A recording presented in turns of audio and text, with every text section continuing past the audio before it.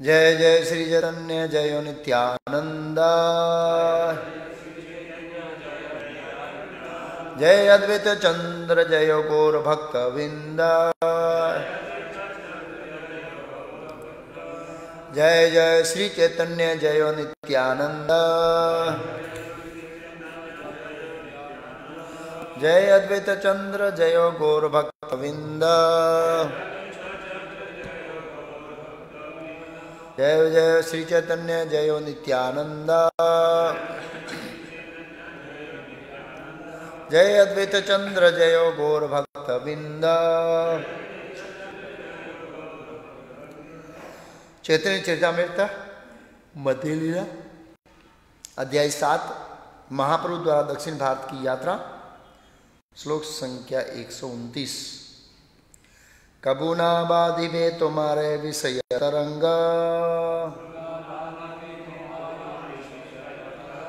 पुनरपि ठाजी पाबे मोर संग, कबू ना बाधिबे तुम्हारा विषय तरंग, पुनरपि ठाजी मोर संग। अनुवाद और तात्पर्य शिलाभे चरणारविंद भक्ति विधान स्वामी प्रभुपाद इस्कॉन संस्थापक आचार्य द्वारा। कबू किसी समय, ना नहीं, बाधिबे रुकेगी, तुम्हारा तुम्हारी, विषय तरंगा भौतिक जीवन की प्रणाली, पुनरपि दोबारा, ए ठांजी इस स्थान पर, पाबे तुम्हें मिलेगा, मोरा मेरा, संग संग। अनुवाद, श्री चैतन्य महाप्रभु ने कुर्म ब्राह्मण को ये भी उपदेश दिया, यदि तुम इस उपदेश का पालन करोगे, इस उपदेश में जो पीछे श्लोक है उसकी बात कर रहे हैं, इस उपदेश का पालन करोगे तो तुम्हारा गृहस्थ जीवन तुम्हारी आध्यात्मिक प्रगति में बाधक नहीं बनेगा। यदि तुम इन नियमों का पालन करोगे, इन नियमों जो पिछले श्लोक में बताया वो, तो हम पुनः यही मिलेंगे अथवा तुम मेरा साथ कभी नहीं छोड़ोगे। तात्पर्य, यह सुअवसर हर एक के लिए है।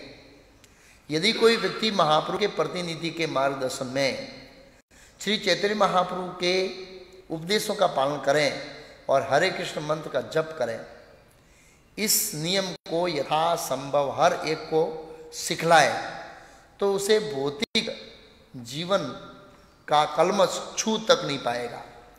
फिर चाहे वह वृंदावन, नवद्वीप या जगन्नाथपुरी जैसे तीर्थ स्थानों में रहे अथवा यूरोप जैसे शहरों में रहे, जहाँ भौतिकवादी जीवन की प्रधानता है। यदि कोई भक्त श्री चैतन्य महाप्रभु के उपदेशों का पालन करता है तो वह भगवान के सानिध्य में रहता है। वह जहाँ कहीं भी रहता है उस स्थान को वृंदावन तथा नवद्वीप बना देता है।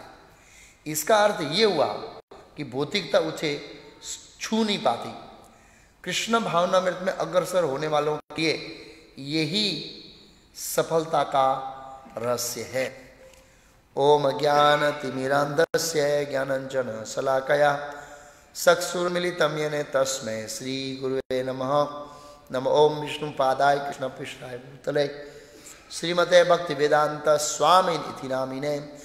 नमस्ते सारस्वती देवे गौरवाणी प्रचारणे निर्विशेष शून्यवादी पाश्चात्य देशतानि रे। श्री कृष्ण चैतन्य प्रभु नित्यानंद श्री अद्वैत गदाधर श्रीवासादि गौर भक्तवृंद। हरे कृष्णा कृष्णा कृष्णा हरे हरे, हरे राम राम राम हरे हरे। तो ये बहुत ही महत्वपूर्ण प्रसंग है, विशेष रूप से गृहस्थों के लिए।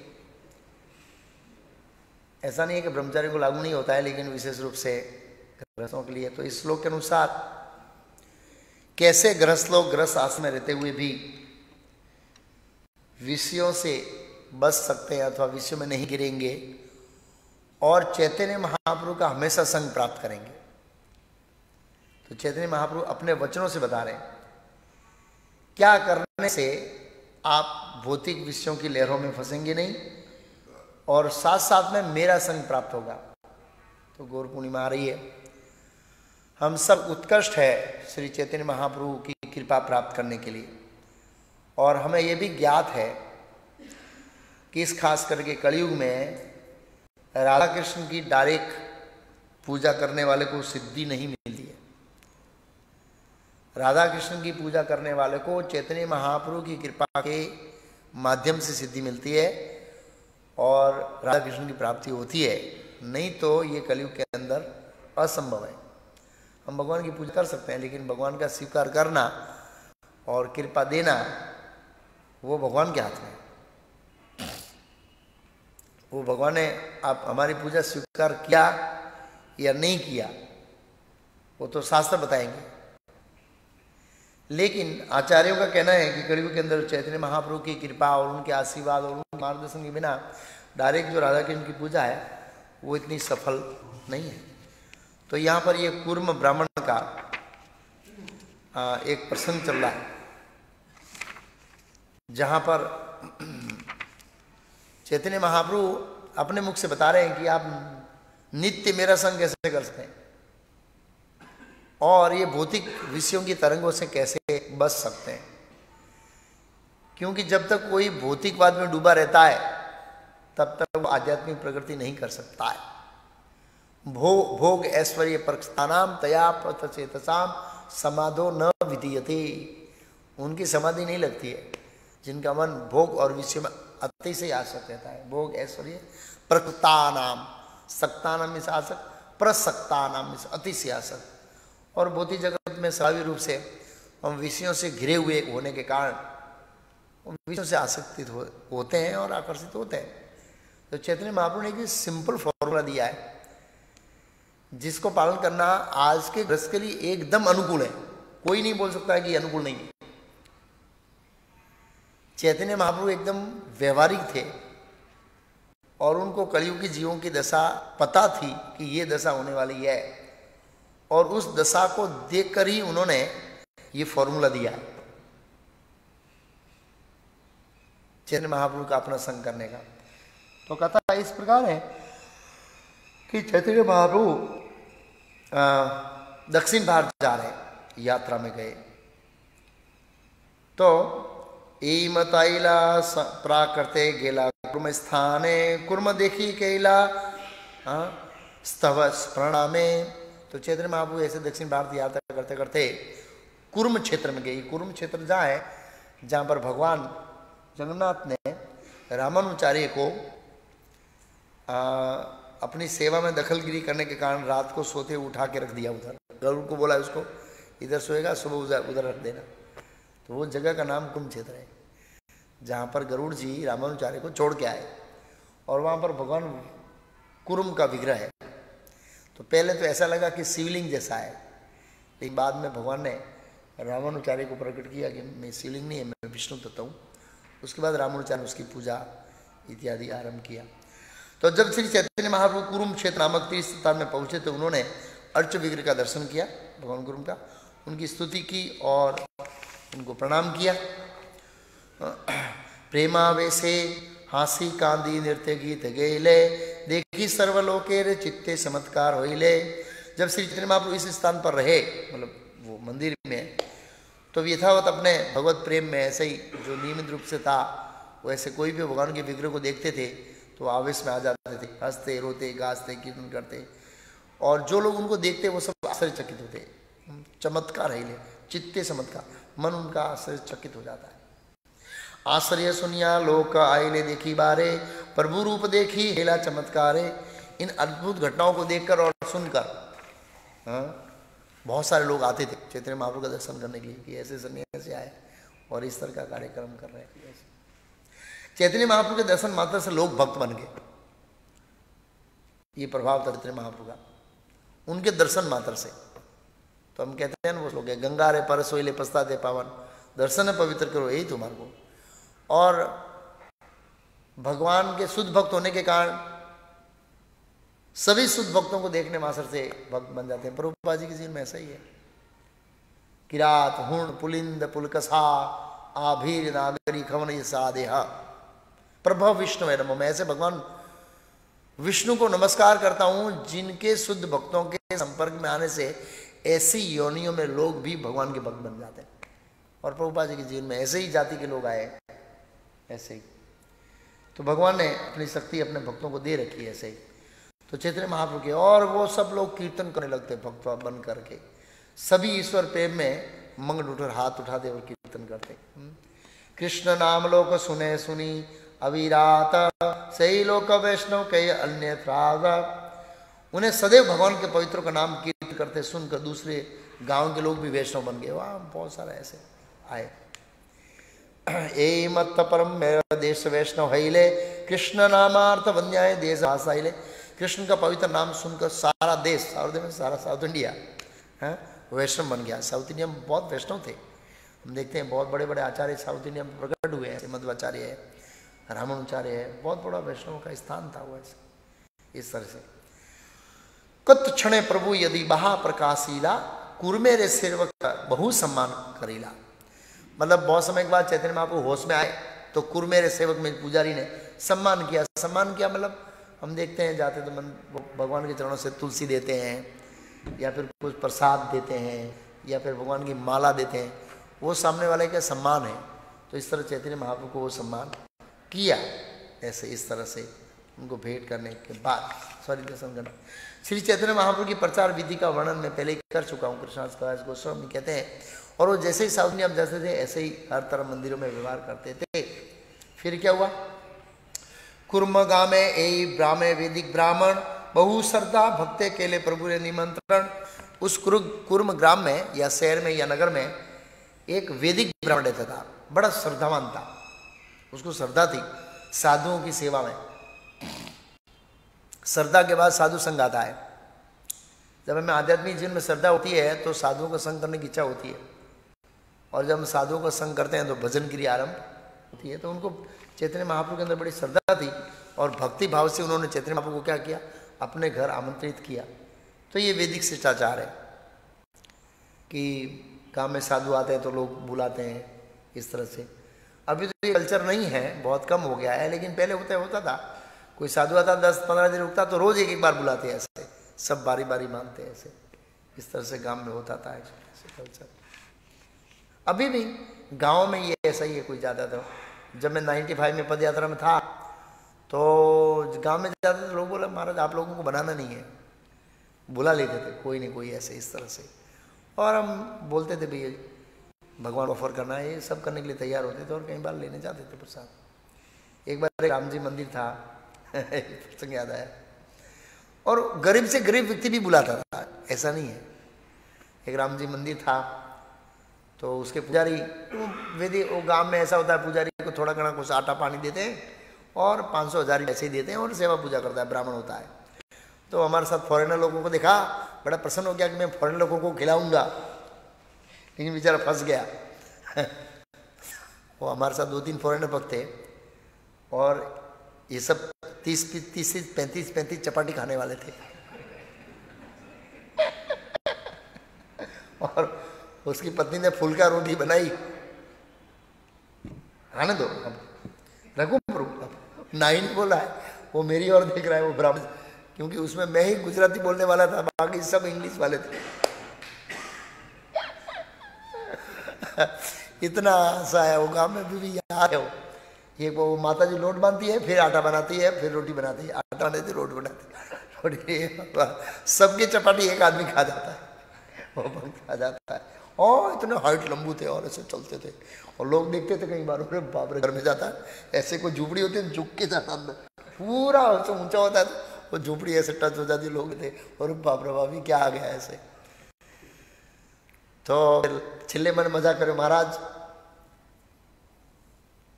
અને સમય સમય આવા ભક્તો લાવતા રહેજો કે મારું બધું આમાં પૂરું થઈ જાય। विचार का सब पूरा हो गया उसका एक ही दिन। एनीवे, लेकिन गरीब से गरीब ब्राह्मण भी ऐसे मतलब बुलाते थे और ये कल्चर है। तो चैतन्य महाप्रभु ने बुलाया क्या क्या, घरे आनी प्रभु केले पाद प्रलक्षण सही जल यश सही जल वस सहित करीले भ्रमण भक्षण। तो चैतन्य महाप्रभु के चरण कमल धोए उन्होंने और वो जल का पान किया उन्होंने परिवार सहित वंश के। अनेक प्रकारे स्नेह भिक्षा कराइला गोसाई रे से साथ अन्न वंश से खाइला। चैतन्य महाप्रभु को बड़े स्नेह के साथ प्रेम के साथ उन्होंने उनको भोजन कराया और जो शेष बचा था वो प्रसाद उन्होंने लिया। और उसके बाद उन्होंने चैतन्य महाप्रभु को कहा, क्या कहा, यही पाद पद्म तुम्हारा ब्रह्मा ध्यान धरे, से ही पाद पद्म साक्षात मोहिले घरे। बोला जिसके चरण कमल का ध्यान ब्रह्मा जी करते हैं वो चरण कमल आज मेरे घर में आए। तो इससे लगता है कि उसको पता है कि स्वयं कृष्ण है, नहीं तो ये शब्द ऐसे नहीं बोलते, ऐसे नहीं बोल सकते हैं। जय पाद पद्म तुम्हारा ब्रह्मा ध्यान धरे, जिसके चरण कमलों का ध्यान ब्रह्मा जी करते हैं। ब्रह्मा जी तो कृष्ण के चरण कमलों का ध्यान करते हैं। गोविंद आदि पुरुषम तमाम बजामी, मैं आदि पुरुष गोविंद का भजन करता हूँ, भजन करता हूँ मतलब ध्यान करता हूँ। सही पाद पद्म साक्षात मोरे घरे, मैं धन्य हो गया। क्या करे, मोरे भाग्य रे सीमा न हाय कहन, आज मोरे सलाय हेल जन्म कुल धन। तीनों मेरा धन्य हो गया। मेरे भाग्य को कोई सीमा नहीं है, बात तो सही है। भगवान के चरण कमल किसी के जीव के घर में पड़ना बहुत बड़ा सौभाग्य की बात है। और गए चैतन्य महाप्रभु साक्षात कृष्ण थे। आज मोरे सलाले हेल जन्म कुल धन, तीनों मेरे धन्य हो गए। क्या धन्य हो गए, मेरा जन्म धन्य हो गया, मेरा कुल धन्य हो गया और मेरा धन भी धन्य हो गया। प्रभुपाद जी लिखे आगे श्लोक में, ऐसा लगता है कि ब्राह्मण कुलीन था। कुलीन, कुलीन मतलब क्या, अच्छे कुल में और धनाढ़ परिवार में। कई बार ब्राह्मण भी बहुत धनाढ़ होते हैं। ब्राह्मणों के पास धन क्या आता है, कमाते नहीं, कमाते नहीं है। ब्राह्मणों के पास धन कहां से आता, दान से आता है। कई बार उदार राजा होते हैं, उदार सब कुछ ब्राह्मणों को देते, लेकिन ब्राह्मण इंद्रिय तृप्ति नहीं करते, वो ऐसे रखते हैं, वो सुंदिया है तो रखते हैं बस उदार। तो ये उदार दान की बात आई तो श्रीमद् भागवत के 10वें स्कंद में, जहाँ सुखदेव गोस्वामी ग्रीष्म ऋतु के बाद वर्षा ऋतु का समय आता है, तो उस वातावरण का वर्णन करते हुए कहते हैं कि बादलों ने उदार दानी राजा की तरफ पानी देना शुरू किया पृथ्वी को। एक उदार दानी राजा होता है, वो दिल खोलकर दान देता है। ऐसे बादलों ने हृदय खोलकर पानी दिया पृथ्वी को, जो कई समय से सूखी हुई थी। और हम देखते हैं ब्राह्मणों को दान देने में उदार, भगवान राम से ज्यादा कोई उदार नहीं है। भगवान राम ने ब्राह्मणों को क्या उदार दान दिया पता है किसे है? वो तो प्रसंग है ही है, लेकिन एक प्रसंग लास्ट में जो अश्वमेध यज्ञ किया तो 4 ब्राह्मण बैठते यज्ञ में, होता आऊ होता ऐसा करके है कुछ है, 4 ब्राह्मण चाहिए। तो चारों ब्राह्मणों को चारों दिशाओं में दान दे दिया। यहां से लेकर पृथ्वी का कोना 13, तू बैठा तहां से लेकर वो 13, तू बैठा वहां से लेकर 13 और अपने लिए 0।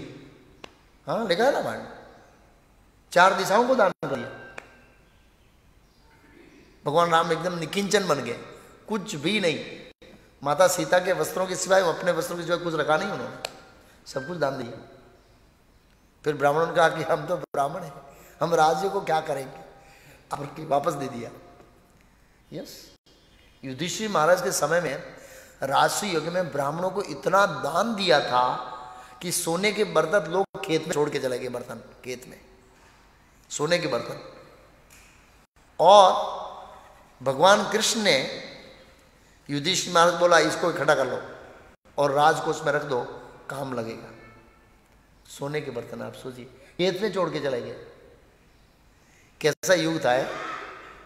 आज जो खिली पड़ी तो नहीं छोड़ेगा वो भी ले जाएगा ऐसे तो वो ले जाएगा नहीं, मंदिर का है वो भी चोरी करके जाएगा। लोग दान पेटी में चोरी करते, कैसे कलयुग आ गया है। विद्यानगर जब इस्कॉन ज्वाइन था तो ऐसे भगवान के आगे जाली थी, पता है मुरली जाली, वो जाली क्यों रखते थे? लोग भगवान की मुरली चुरा के ले जाते थे। उसमें 2 पुजारी थे, अखिंचन प्रभु और नारायण प्रभु। मैं तीसरा आने की तैयारी कर था, तो तब तक तो जाली लगाई। पहले जाली नहीं थी, मैं कि जाली क्यों लगाई? तो बोला एक ही बाजार में जाता है, एक कुकिंग करता है रूम में, लोग दर्शन करने आते हैं, भगवान की मुरली चुरा के ले जाते हैं। और चांदी की मुरली हुआ करती थी। तो भगवान भी बोले यार कैसा कलयुग हो गया, मुझे लोग मुरली भी नहीं बजा रहे देते, कितना घोर कलयुग, ऐसे लोगों को कैसे उद्धार करेंगे। नहीं ये सच्ची बात है। गांधी की मुरली कितनी बार चोरी हुई, 2-3 बार चोरी हो गई ऐसे। तो जो भी है, तो ऐसे कुलीन ब्राह्मण था ये, कोई गरीब ब्राह्मण नहीं था, बहुत धनाढ़ व्यक्ति में बाहर था ऐसे। तो फिर क्या हुआ, इस तरह चैतन्य महाप्रभु को प्रार्थना कर रहा था। चैतन्य महाप्रभु उनके घर ऐसा लगता है काफी दिन रुके, आचार्य उनके काफी दिन रुके, और चैतन्य महाप्रभु के संग से, वो तो भक्त तो था ही, तब तो जान पाया कि कृष्ण है, लेकिन फिर भी उनकी भक्ति में और तीव्रता आ गई।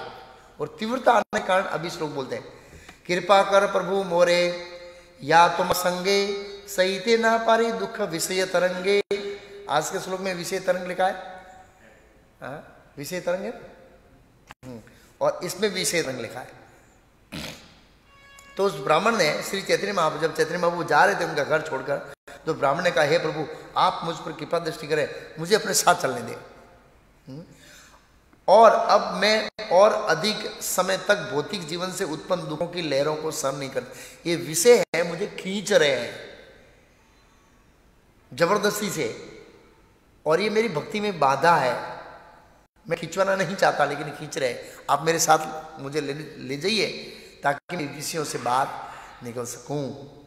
प्रभुपाद जी ने इसका तात्पर्य बहुत सुंदर लिखा है। प्रभुपाद जी कहते हैं ये कथन सब पर लागू होता है, धनी व्यक्ति पर लागू होता है, धनी भक्त पर, और धनी अभक्त पर, अधनी अभक्त पर, चाहे कोई कितना भी धनी और समृद्ध क्यों न हो।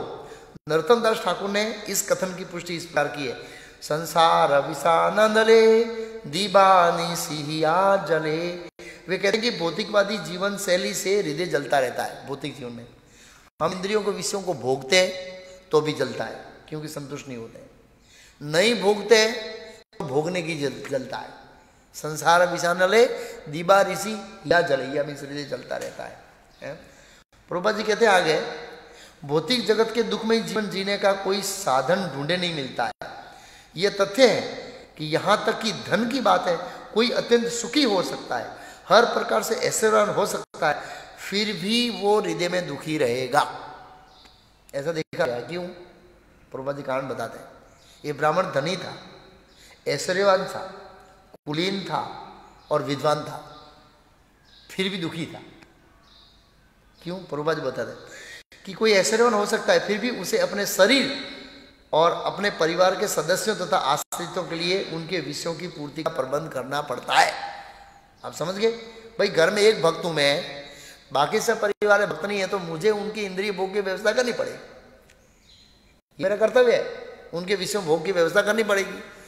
और आप जब कोई भी विषय भोग की व्यवस्था करेंगे तो कष्ट तो झेलना पड़ेगा ना, कष्ट तो झेलना पड़ेगा। बैंक में से जब पैसा निकालते हैं तो बड़ा ऐसा लग रहा है कोई चमड़ी खींच रहा है।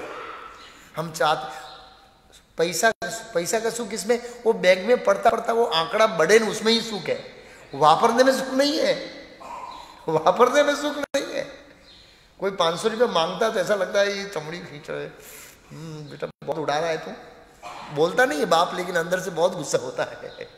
हाँ देखा जाता है ऐसे बच्चों जब पैसा उड़ाते हैं, बाप को तेरे को पता नहीं कमाएगा ना तब तेरे को पता लगेगा, ऐसे अंदर से बोलते हैं, बाहर से बोलते हैं हाँ, ऐसे हंसते हंसते देता है ताकि पता ना लगे कि बाप को हृदय क्या चल रहा है। रियल ये देखा गया है, संसार का है, इसलिए हम डिपोजिट करना चाहते हैं, डिपोजिट रखना चाहते हैं। राधा कुंज महाराज एक कथा में बोला कि लोग चाहते हैं कि हमारी बैंक में बहुत बड़ी मूडी हो, तो बोला समझ लो जितना पड़ा है वो तुम्हारा ही है, क्योंकि तो उपयोग तो तुम करने वाले नहीं। कंजूस आदमी होता है, उसको क्या आनंद आता है, अपने बैलेंस बैंक में रखने में ही आनंद आता है। तुम समझ लो कि सब तेरा ही है, चल वैसे भी तो उपयोग तो करने वाला नहीं, बराबर, और उसका आनंद लो ऐसे जो भी है। प्रबंध विषयों को प्रबंध करना पड़ता है। अन्यों की आवश्यकताओं को पूरा करने के लिए हमें काफी कष्ट उठाने पड़ते हैं। जब हम दूसरे की आवश्यकताओं, परिवार की आवश्यकताओं को पूरा करते हैं तो हमें कष्ट उठाना पड़ता है, स्वाभाविक है।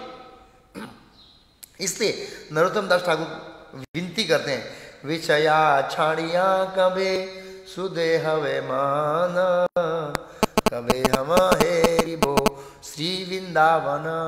तो विषयों को कब छोड़ूंगा और मेरा मन कब शुद्ध होगा और मैं कब वृंदावन में निवास करूंगा। अतएव मनुष्य की भौतिकवादी जीवन शैली से मनुष्य को मुक्त होना चाहिए। क्यों? उसे दिव्य आनंद के सागर डूब जाना चाहिए। दूसरे शब्दों में, भौतिकवादी जीवन शैली से मुक्त हुए बिना दिव्य आनंद का आस्वादन नहीं कर सकते। ये दोनों साथ में नहीं चलेगा। कोई बोलेगा मैं भौतिक विषय को खूब भोगूंगा और भक्ति का भी परम आनंद लूंगा, ये साथ में नहीं चलेगी, ये विरोधाभास है। इसलिए कहा था भोग ऐश्वर्य परस्ताराम तयापत चेतताम समाधो न विधीयते। जब तक भोग ऐश्वर्यों में हमारी मन बुद्धि और शरीर लिप्त है तब तक भगवान के चरण कमलों में समाधि नहीं लग सकती। मुक्त आत्मा होने के बाद तो बात है, जैसे ध्रुव महाराज है, प्रहलाद महाराज है, युधिष्ठिर महाराज, ये मुक्त आत्मा है। ये भोग ऐश्वर्यों के बीच रहते हुए भी उसे प्रभावित नहीं होते हैं। चैतन्य चरितामृत के अंदर कौन है वो, नाम भूल गया, उसको दीक्षा लेने के लिए भेजते हैं और देखकर ठाट मार से बैठे रहते हैं और पान चबाते हैं। पुंडरीक विद्यानिधि, हाँ, भोग ऐश्वर्य में थे। किसी ने उनको दीक्षा लेने को किसको बोला था? गदाधर पंडित को।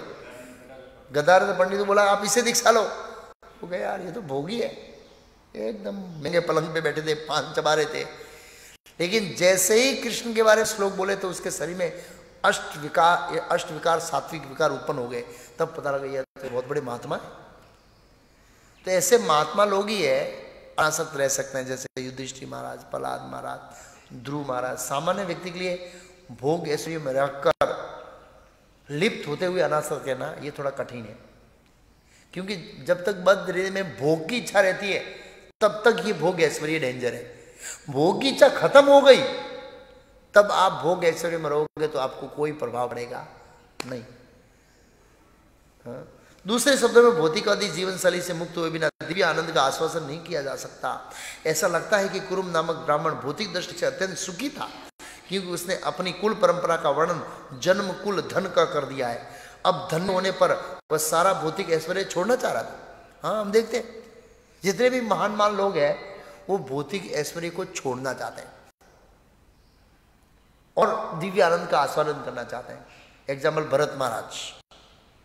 भरत महाराज की क्या कमी थी? चक्रवर्ती सम्राट थे भारतवर्ष के। कितना बड़ा भारतवर्ष है, हम सोच नहीं सकते। भरे युवानी के अंदर सब कुछ त्यागा, कुछ तो पाने के लिए त्यागा हुआ ना। उनको पता था कि ये भोग ऐश्वर्य त्यागे बिना भगवान की दिव्य अनुभूति नहीं कर सकते। फिर कौन है त्यागा? रघुनाथ दास गोस्वामी। रघुनाथ दास गोस्वामी का ऐश्वर्य कुछ कम नहीं था। वो उसके पिताजी उसको पकड़ना चाहते थे। उसकी माता ने बताया कि सच्ची देवी जैसी, इंद्राणी जैसी उनकी पत्नी है सुंदर, और देवराज इंद्र जैसा ऐश्वर्य है, वो उसको बांध नहीं सकता। तो आपके नौकर चाकर उसको कब तक बांधे? उसको जाने दो। यस, बोले जाने दो, नहीं बांध पाएंगे। और नित्यानंद प्रभु की कृपा से भागे और वहां पहुंचे तो चैतन्य महाप्रभु का आओ हो मल के गड्ढे से बाहर निकल के आ गए रघुनाथ। किसके गड्ढे से? मल के गड्ढे की तुलना किसके साथ किया? भौतिक ऐश्वर्य की साथ किया है उन्होंने। बोला कृष्ण बहुत दयालु है रघुनाथ, तुमको मल के गड्ढे से बाहर निकाल दिया। तो ये भोग ऐश्वर्य है भक्ति के दृष्टिकोण से मल के गड्ढे के समान है। अगर हम इससे आसक्त रहते हैं तो। अगर हम अनासक्त रहते हैं तो देखो, याद रखना वैंकुट के अंदर कोई गरीब नहीं है। गोलों के अंदर हम सब मिलियनर ट्रिलियनर है, सबके पास पर्सनल फ्लाइट है, पारसमणि का बना घर है। कितनी कीमत होगी पारसमणि का घर की?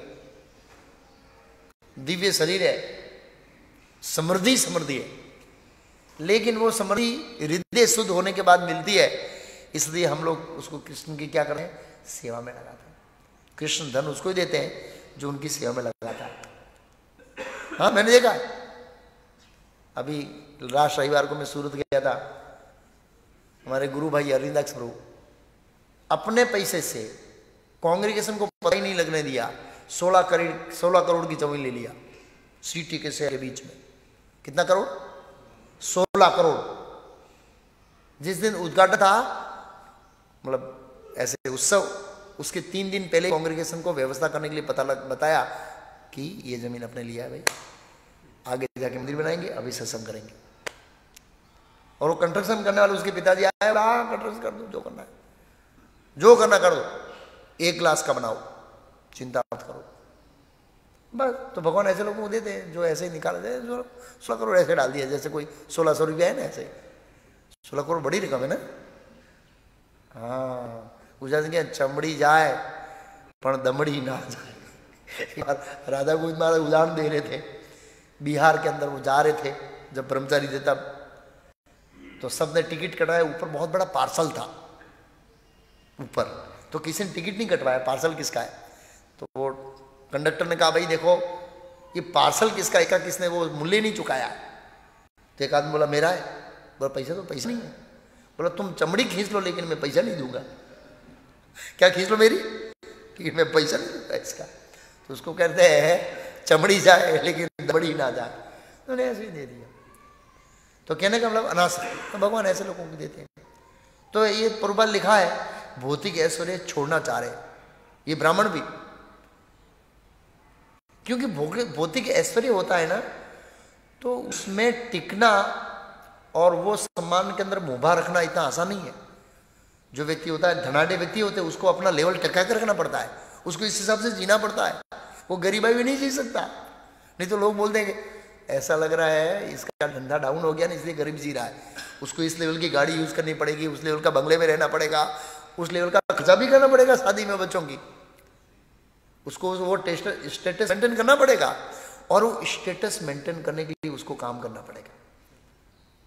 तो काम करेंगे वो तो जाएगा। एक बार एक बहुत ही धनाढ़ व्यक्ति है, उसकी माँ बोलती है बेटा तुम इस्कॉन में जाए कोई प्रॉब्लम नहीं है, लेकिन आजकल तो अमेरिका घूमने नहीं जाता है। लोग मेरे को टीका करते हैं आपके बच्चे घूमने नहीं जाते, वो तो भक्त बन गया। नहीं, हमारा समाज में स्टेटस मेंटेन होना चाहिए। हाँ, पैसा जो है वो कम नहीं होना चाहिए, नहीं आएगा तो चलेगा, मतलब हमारे स्टेटस रहना चाहिए। अबे वो बोला माँ मैं स्टेटस के लिए थोड़ा ही कम हो, गधा मजदूरी करूंगा, लेकिन ये समाज में ऐसा होता है, देखा देखी में रहना पड़ता है कई बार, ऐसा देखा गया है। और रहने के लिए संघर्ष करना पड़ता है, और संघर्ष करते हैं तो दुख आता है। हाँ, ऐसा देखा गया। वह सारा भौतिक ऐश्वर्य छोड़ना चाह रहा था, वह श्री चैतन्य महाप्रभु के साथ जाना चाह रहा था। हाँ, तो इस तरह वो जाना चाहता था। तो चैतन्य महाप्रभु ने क्या रिस्पॉन्स किया, आगे चलते हैं डिस्के। चैतन्य महाप्रभु के प्रभु कहे ऐसे बात कबू ना कही, वो ऐसी बात कभी मत कहना। गृहे रही कृष्ण नाम जंत्र लैया, श्री चैतन्य महाप्रभु दिया आप फिर से ऐसा मत कहना, अच्छा यही होगा तुम घर पर रहो और सदैव कृष्ण का नाम जप करो। ये सुनकर गृहस्थ बड़े प्रसन्न हो जाते हैं, कितनी अच्छा आज्ञा है। चैतन्य महाप्रभु का नहीं छोड़ना है, ऐसी बात कभी मत बोलना। और माँ सब हंसने लगे, हमारे पति कहीं जाएंगे नहीं, जाएंगे तो ये बताएंगे मुझे प्रभु को देखो इधर लिखा है ऐसे। प्रभुपाद जी इसका तात्पर्य बहुत अच्छा लिखा है। प्रभुपाद जी ने कहा इस कलयुग में सहसा अपना परिवार त्यागने की सलाह नहीं जाती। सहसा मतलब अचानक,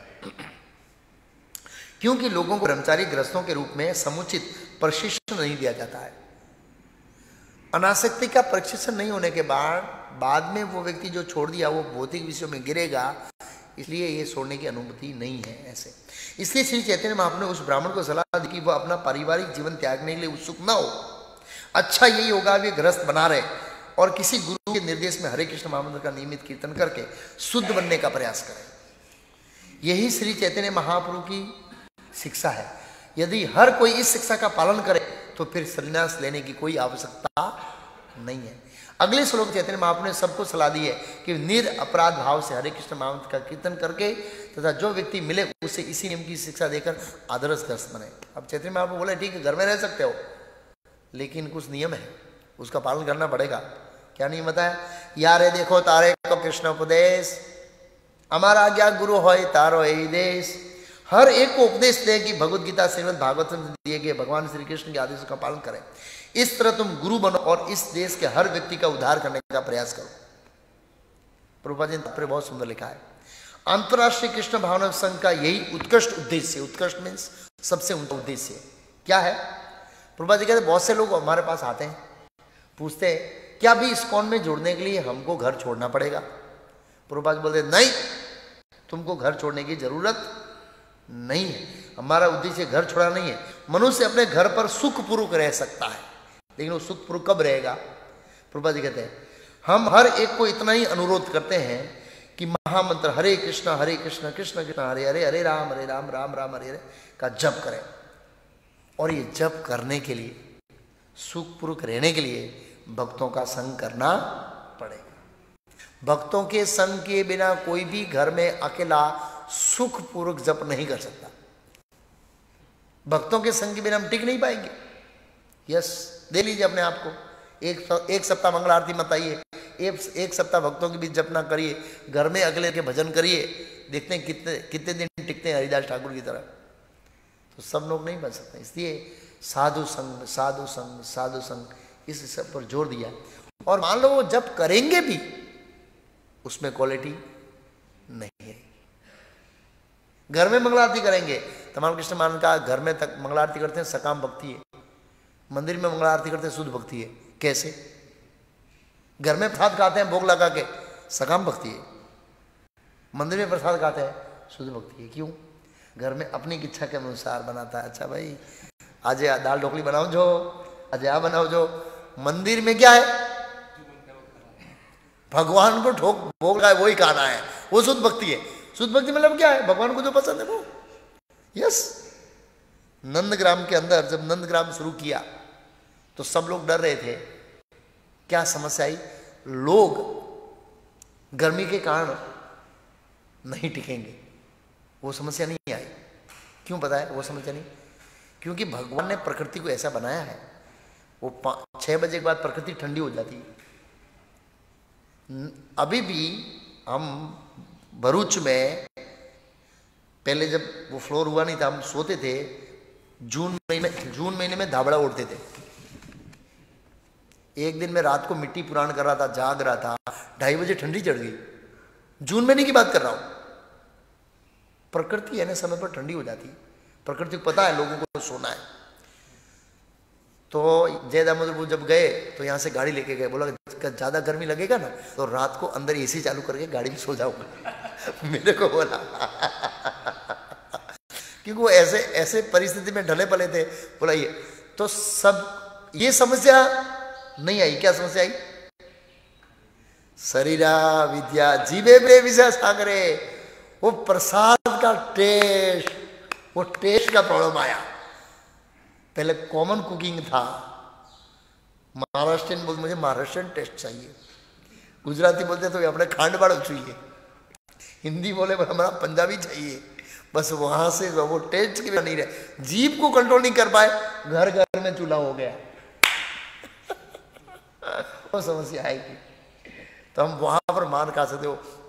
ये जो मंत्र बोलते हैं ना, जीभे पहले, ये जीभ बहुत कठिन है, इसको कंट्रोल करना इतना आसान नहीं है, उसको चटाकदार सब कुछ चाहिए। हाँ, इसके बिना हम नहीं टिक सकते हैं, और टिक जाते हैं तो शुद्ध भक्ति। तो ऐसा नहीं है कि मंदिर में भी टेस्ट प्रसाद नहीं बनाना चाहिए, बनाना चाहिए, लेकिन हर व्यक्ति अपना स्वाद ढूंढता है ऐसे। तो जो ओके, तो कहने का मतलब है मॉर्निंग प्रोग्राम है, भक्तों का संग है, भक्तों के संग में सदाम प्रसंगात मम वीरी समिधो, मेरे शुद्ध भक्तों के संग में श्रवण करना इत्यादि। तो हर एक को चैतन्य महाप्रभु ने कहा, यारे देखो तारे को कृष्ण उपदेश, महाराज गया गुरु ही तारो देश। सॉरी, प्रभुपाद जी ये उपदेश है।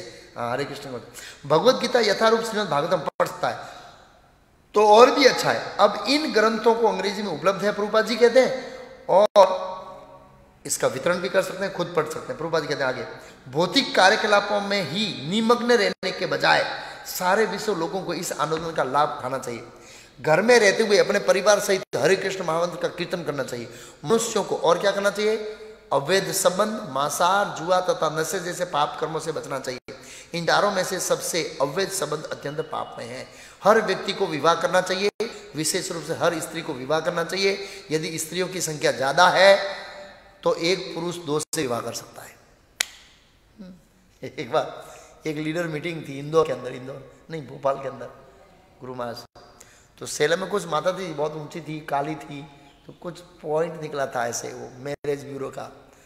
महाराज बोला, who will marriage this girls, ऐसे अंग्रेजी में पूछा गोकुल चंद्र को। महाराज बोले, उसकी उम्र हो रही है, कौन उसे मैरिज करेगा? गोकुल चंद्र, वेरी डिफिकल्ट। भगवान, गौर भगवान यू कैन मैरी।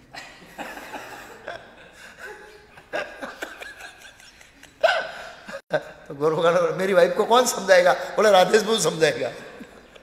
कर रहे थे। तो वैदिक संस्कृति कहते रहे ऐसे थे राजा, कई सारे मैरिज करते थे। तो इस तरह से वो प्रभुपाद जी बोले वे विचार नहीं फैलेगा इस तरह। तो प्रभुपाद जी के आगे कहते हैं, कृष्ण भावनामृत आंदोलन समाज को श्री चैतन्य महाप्रभु द्वारा कुरुप ब्राह्मण को दिए गए उपदेश से बधाई विधि से जीवन की पूर्णता तक ऊपर उठाने का प्रयास कर रहा है। ये पूर्णता है चैतन्य महाप्रभु। क्या करें? कृष्ण भावन आंदोलन मानव समाज को श्री चैतन्य महाप्रभु द्वारा कुरुप ब्राह्मण को दिए गए उपदेश की विधि से मानव समाज को पूर्णता तक ले जाना चाहता है। उसके लिए उठाने का प्रयास है। अर्थात मनुष्य को घर में रहकर हरे कृष्ण मंत्र का कीर्तन करना चाहिए, गीता भागवत में दिए हुए उपदेशों को कृष्ण का प्रचार करना चाहिए। हाँ, जब ये करेंगे तो ये श्लोक लागू हुआ आज का। क्या लिखा है? कबूना बाधी बे तुम्हारे विषय तरंग पुनरपि ए ठाजी पाए मोरे संग। अब ब्राह्मण 2 प्रस्ताव रखे थे, मैं आपके साथ आना चाहता हूं। क्यों? बोले भौतिक विषय मेरे को खींच रहे हैं और भक्ति में बाधा है, और आपके संग रहूंगा तो ये मेरे विषय है, वो प्रभाव नहीं डाले। और कई बार प्रभुपाद जी के शिष्यों ने अनुभव किया है कि जो खाली वो प्रभुपाद जी के साथ रहते थे तो काम वासनाओं के विचारों से मुक्त हो जाते थे। यस, कई भक्त फॉरेनर ऐसे विचलित थे जो काम वासना से, और प्रभुपाद जी बोले ठीक है मेरे साथ आ जाओ। ट्रॉयल करते थे, घूमते थे। प्रभुपाद जी मतलब साथ रहना मतलब व्यस्त, अति व्यस्त। उनको भौतिक विचारों का समय नहीं मिलता था, इतना प्रभुपाद जी एंगेज करते थे। उसको लगता था कि प्रभुपाद जी को नजीक आने से मेरी कामवासना चली जाती है। बात एक दृष्टिकोण सही है, शुद्ध भक्त है, उन पवित्रता का प्रभाव होता है, पॉजिटिव एनर्जी इतनी आती है भगवान के नाम पवित्रता के कारण मन शुद्ध होता है, इसलिए उनको ऐसा लगता है।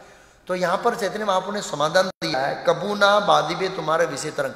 ये विषय तरंग बांधेंगे नहीं अगर तुम मेरी आज्ञा का पालन करें। क्या आज्ञा चैतन्य महाप्रभु ने? पहले तो खुद हरे कृष्ण करो और फिर दूसरों को हरे कृष्ण कराओ। और प्रभुपाद जी तात्पर्य में क्या नियम दिए? 4 नियम, बस गीता भागवत पढ़ना है। ये करोगे तो गृहस्थ आश्रम कभी भी बाधा रूप नहीं होगा, वो विषय हमको भौतिक जीवन में फंसाएंगे नहीं। और एक क्या वरदान दिया? पुनरअपि ए डाजी पाबे मोरे संग। तुम हमेशा मेरे साथ रहोगे, तुम एहसास करोगे मैं तेरे साथ में हूं। प्रभुपाद जी ने इसका भी तात्पर्य बड़ा सुंदर लिखा है। एक्चुअली हमारे गृहस्थों के लिए प्रैक्टिकल लिखा। प्रभुपाद जी कहते हैं यीशु अवसर हर एक के लिए, कोई भी व्यक्ति महाप्रभु के प्रतिनिधि के मार्गदर्शन में महाप्रभु के उपदेशों का पालन कर सकता है। ये जितने महाप्रभु के उपदेश है यार देखो, वो हम गुरु के मार्गदर्शन में प्राप्त कर सकते हैं। इसी नियम की यथासंभव हर एक को सिखलाए तो उसे भौतिक जीवन की कलमत छूट नहीं पाएगा। अगर हम इसको लगे हुए रात दिन यही सोच रहे हैं कि कैसे इन भौतिक संसार में जो जीव दुख भुगत रहे उनका उद्धार किया जाए, तो इस विचारों में निमग्न रहेंगे तो ये जो भौतिक विचारेंगे छुएंगे नहीं। शिला प्रभुपाद जी एक दिन रात को न्यूयॉर्क के अंदर 2 बजे उठे। कितने बजे? 2 बजे।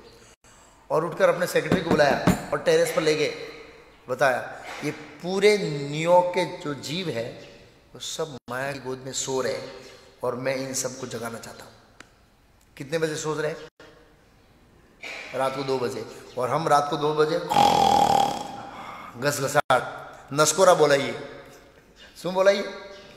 हाँ, और प्रभुपाद जी चिंता कर रहे हैं ये माया में गोद में सोए हुए जीव को कैसे उठा सकता हूँ। चिंता करनी चाहिए। हरिदास ठाकुर भी चिंता करते थे, तो चैतन्य महाप्रभु आश्वासन देते थे हरिदास चिंता मत करो, ये यवन और मलेश के बाद चिंता मत करो, ये हरिनाम सुनते ही उनका उद्धार होगा। इस तरह से उनको आश्वासन देते। हरिदास ठाकुर कहते थे ऐसे कैसे उद्धार होगा मलेच्छों का, इस तरह से। तो भगवान तो प्रभुपाद लगे यदि कोई भक्त श्री चैतन्य महाप्रभु के उपदेशों का पालन करता है तो वो भगवान के सानिध्य में रहता है, चैतन्य महाप्रभु के सानिध्य में रहता है। वह जहां भी रहता है उस स्थान को वृंदावन नवद्वीप बना देता है। इसका अर्थ यह हुआ कि भौतिकता उसे छू ही नहीं पाती। कृष्ण भावनामृत में अग्रसर होने के लिए सफलता का यही रहस्य है। यारे देखो तारे को कृष्ण, यारे देखो तारे को कृष्ण मत मारा गया गुरु तारो देश। एक भक्त मुझे प्रश्न पूछ रहे थे कल कि प्रभु ये क्या है, आप इतना मैनेजमेंट करते हैं, इतना प्रचार करते हैं, फिर भी हंसते रहते हैं। 365 दिन लेक्चर, कितना दिन लेक्चर, और रियली एक हृदय में दिव्य आनंद की अनुभूति होती है। तव कथा अमृतम तप्त जीवनम कभी भी रीडितम कलमस आपम सर्वण मंगलम श्रीम दातम भूरी गणती भूरी दाचन। भगवान की कथा अमृत के समान है। अगर हम प्रचार में लगे तो हम दिव्य आनंद का अनुभव कर सकते हैं 365 दिन। और दूसरा, कोई ऑप्शन नहीं है। कई बार ऐसा होता है, बीमार होता हूँ, किसी को बोलता हूँ प्रभु आज बीमार हूँ, लेक्चर देंगे तो नहीं प्रभु आज सेट नहीं होगा, गला खराब है तो भी जाना है, बीमार है तो भी जाना है, कोई ऑप्शन नहीं। तो पहले तो मुझे ऐसे गुस्सा आता है, यार कोई तैयार नहीं होता है, लेकिन लेक्चर देने के बाद अच्छा लगता है। भगवान कितने दयालु है। अगर किसी ने लेक्चर दिया होता तो मैं आराम से थोड़ा सो जाता, रिलैक्स हो जाता, और कोई ऑप्शन नहीं है, तैयारी करेंगे, पढ़ेंगे, सोचेंगे और उसके विचारूंगा तो भौतिक विषयों को लिप्त हो गए। जब मैं कुकिंग करता था राजभोग राधा गिरधारी का, तब उसमें विजयनगर कोई ब्राह्मण दीक्षित नहीं था। 3 टाइम अकेला कुकिंग, सुबह दोपहर शाम। कई बार बीमार होता तो क्या करता, वो प्लेटफॉर्म खड़ा खड़ा थक जाता, थोड़ा बनाता, बैठ जाता कुर्सी में, फिर खड़ा होता, फिर बनाता, फिर खड़ा होता, फिर बनाता। कोई ऑप्शन नहीं है सोने का। फुल बुखार के अंदर मैंने कई बार कुकिंग बनाया। अब याद आता है कि अच्छा हुआ भगवान ने मेरे को इस तरह से इंगेज रखा, क्योंकि खाली मन शैतान का घर। एक प्रभु जी थे गोकुल चंद्रपुर के साथ में, परम पूजी इंद्रदूत महाराज के शिष्य थे, जिसका नाम था समुद्र सेन। और ऐसे चश्मा ऐसे देखते थे वो, और ट्रेन में कभी टिकट नहीं लेते थे, और फर्स्ट क्लास के डब्बे में चढ़ते थे। मुझे याद है पहली बार मैं उनके साथ में गया गुजरात क्वीन में, अहमदाबाद मंदिर ओपनिंग था, सब फॉरेनर भग जा रहे थे, बोला चलो, उसमें ज्वाइन नहीं किया तब तक, चढ़ गए सब फर्स्ट क्लास के डब्बे में। टीटी आए, टिकट टिकट कौन सी टिकट, ऐसे हिंदी में थोड़ा बोलता है, साधु साधु से पैसा मांगता, ऐसे करके हल्ला किया, बेचारा डर के चल गया। लोगों ने देखा कि ये इससे रिश्वत मांग रहा है, साधु से पैसा मांगता है, साधु, बहुत कॉमेडी व्यक्ति है। तो एक दिन दोपहर को क्या हुआ, एक भक्त ने, एक सेवा थी चित्रंजन जिसका नाम है न, तमरगे आप जाने चले, एक लंबे बाल वाले लड़का आता था चित्रंजन, बंगाली लड़का था आसाम का। वो मंदिर का राधा गिरजा का प्लेट धोता था, उसके बाद मंदिर में पोतो मारता था, उसका सेवा, स्टूडेंट था। 2 घंटे के बाद ये समुद्र सेन पोता लगा रहे, मतलब अभी तो लगाया। बोले मैं खाली बैठा हूँ, एम्प्टी माइंड आजकल। बोले मैं खाली बैठा हूँ इसलिए पोता लगा रहा हूँ, खाली मन शैतान का घर। मैं बोला यार ये तो जबरदस्त है। तब मेरे को लगा ये खाली नहीं रहना चाहिए, हम कृष्ण की सेवा में क्या होना चाहिए, इंगेज 24 आवर्स। तो यहाँ पर यही बता रहे, अगर हम इंगेज रहेंगे तो चैतन्य महाप्रभु के साथ में रहेंगे और विषय तरंग हमको वो नहीं करेंगे। फिर आगे कहते ए मत आर धरे करे प्रभु भिक्षा, से इसे कहे से कराए शिक्षा। श्री चैतन्य महाप्रभु जिस किसी के घर में प्रसाद ग्रहण करते, भिक्षा लेते, वे उस घर के रहने वालों को अपने संकीर्तन आंदोलन में सम्मिलित कर लेते और उन्हें वैसी ही शिक्षा देते जैसे कुर्म ब्राह्मण को दिया। सेम शिक्षा, यार देखो तारे का कृष्ण उपदेश, मारा आज्ञा गुरु ही तारो देश। ये चैतन्य महाप्रभु हमेशा उपदेश देते। ठीक है, पथे आई ते देवालय से ग्रामे, सारे घरे भिक्षा करे सही महाजने, कुर्मे ये छे रीति तेल कर सरोठाजी, नीला चले पुनः आईला जी। अपनी यात्रा के दौरान श्री चैतन्य महाप्रभु या तो मंदिर में या सड़क के किनारे रात बिताते। जब वे किसी व्यक्ति के घर भोजन ग्रहण करते तो वे उसे वही उपदेश देते जो उन्होंने कुरुम ब्राह्मण को दिया था। दक्षिण भारत की यात्रा से जगन्नाथपुरी लौट आने तक महाप्रभु ने इस तरह प्रचार करते रहे, इस तरह से। फिर आ गया अतएव यह कैला करिया विस्तार, यह मत जाने प्रभु सर्वत्र व्यवहार। इस तरह मैंने कुर्म के प्रसंग में महाप्रभु के व्यवहार का विस्तार से वर्णन किया।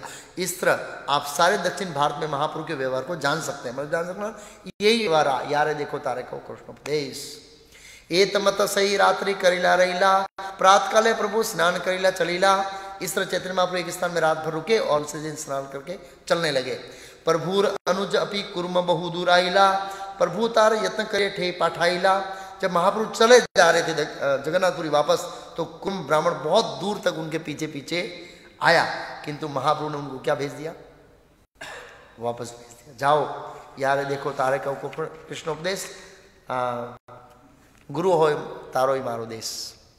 तो गुरु होकर आप इस देश का उद्धार कीजिए। तो ये चैतन्य महाप्रभु की शिक्षा है, और हम चैतन्य महाप्रभु की कृपा लेना चाहते हैं। चैतन्य महाप्रभु की कृपा इस तरह से मिलेगी। कृष्ण भक्त बनाओ, अपनी शक्ति डालो। भक्ति सिद्धांत महाराज चाहते थे कि गौड़ीय मठ के प्रत्येक सदस्य गैलन ऑफ गैलन खून बहाए बद्ध जीवों की विकृत इच्छाओं को परिवर्तित करने के लिए। हमारी अभी विकृत इच्छा है भोग की, सही इच्छा है कृष्ण की सेवा की, सेवन मुख भोग मुख। तो इस तरह से हम चैतन्य महाप्रभु की कृपा ले सकते हैं। और चैतन्य महाप्रभु ने जो बताया एकदम सरल है। कोई भी ग्रस्त कितना भी व्यस्त क्यों न हो, वो अपना समय सेट कर चैतन्य महाप्रभु आज्ञा का पालन कर सकता है। कोई बहाना नहीं निकाल सकता है। ऐसा नहीं है कि वो उसके पास समय नहीं है, समय ही समय है हमारे पास। इतनी आज्ञा का पालन करना है। तो इस तरह हमको प्रचार कार्य में जुड़ना है, और 11 पुजारी बनाना है, तब राधा कृष्ण आएंगे ना। हाँ, यहाँ जो भी बैठे एक एक बच्चा दे देंगे, 11 ऐसे ही हो जाएगा और 2 साल में ब्राह्मण बना देंगे।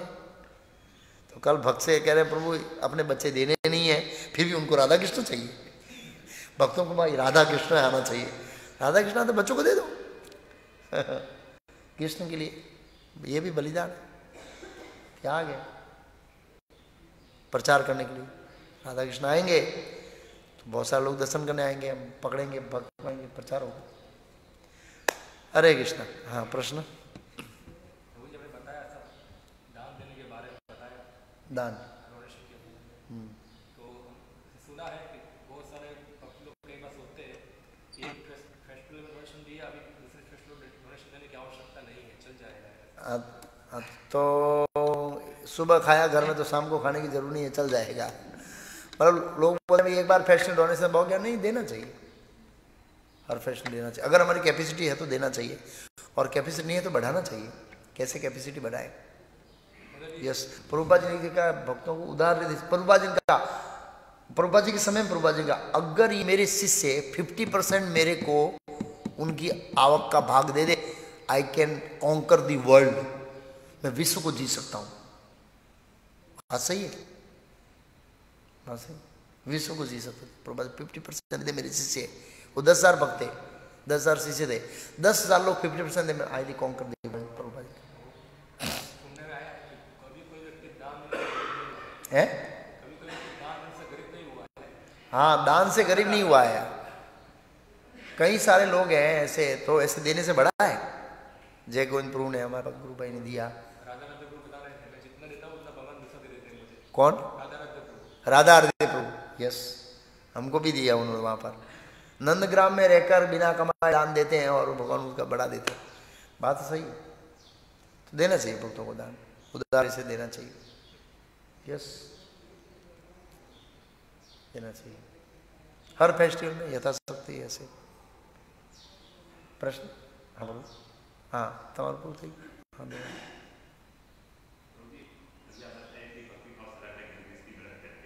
भक्ति भाव। हाँ हाँ,